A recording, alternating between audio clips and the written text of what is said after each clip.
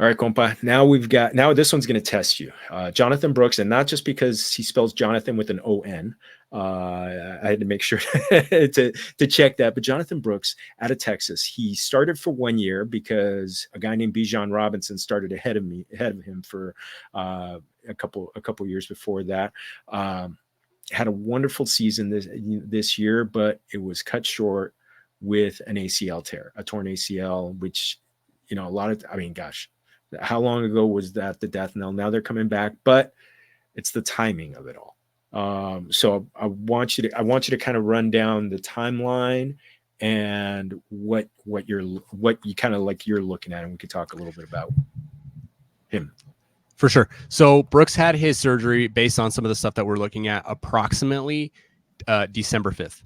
Now, what that means is most surgeons, again, we're talking most surgeons, excluding Chris Godwin in 22, excluding Michael Gallup in 22, those guys, most surgeons will release most guys at 9 months. And that's because there's like a 7 times more likely chance of a re-tear if you come back as an athlete prior to the 9-month mark.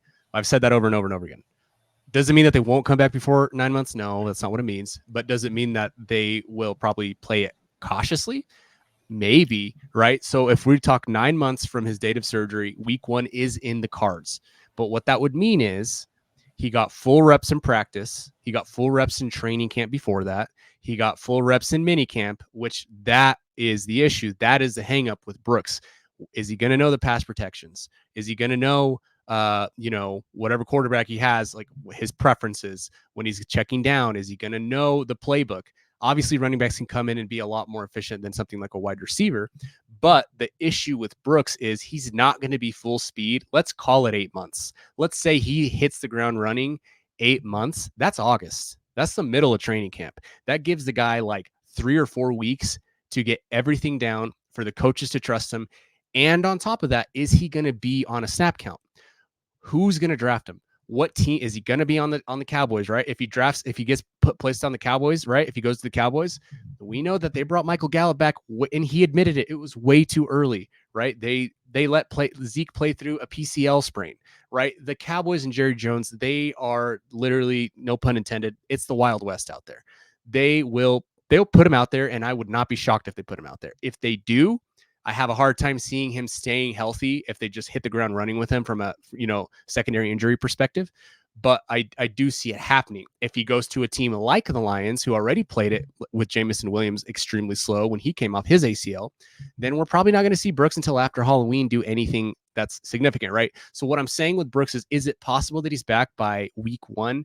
It's certainly possible. Just keep in mind, the only guys that come back since 2012 at 9 months or before that, Adrian Peterson, and I'm relatively certain, I need to fact check this for myself, I'm relatively certain it was also someone random like Giovanni Bernard or something like that. So most running backs won't come back until at least the 10-month mark. So what I think will happen with Brooks, if he goes to a sane organization that's not the Cowboys, they might pup him, right? They'll put him on the pup that, hey, you're going to be placed on the pup.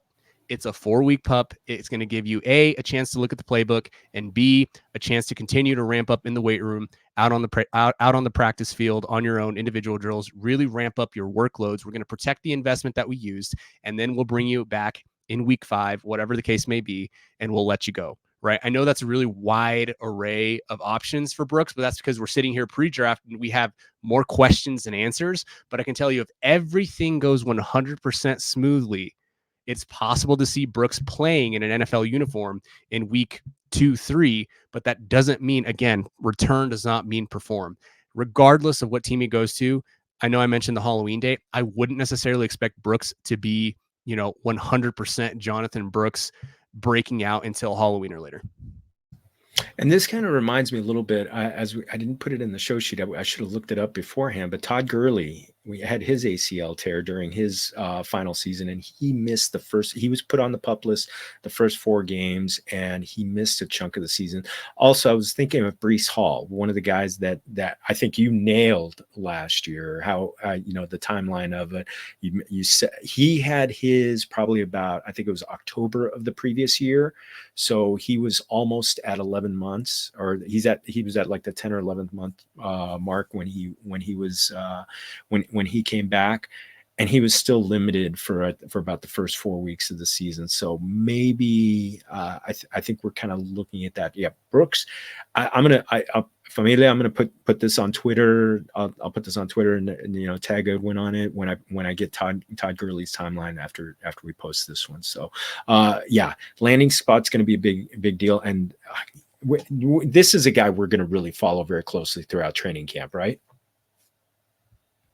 Absolutely. I mean, as soon as he's drafted, I'm going to be looking at the team and what their history is and how they typically bring guys back. But yeah, this is a guy that you're going to want to monitor closely. Again, don't draft if you're an absolute sicko, like some people listening I know are, and you're drafting already.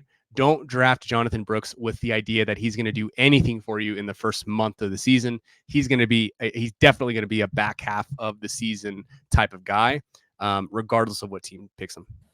Yeah, I like that Halloween timeline, kind of like using Halloween as kind of like the point of demarcation for him, kind of that Mason-Dixon line. So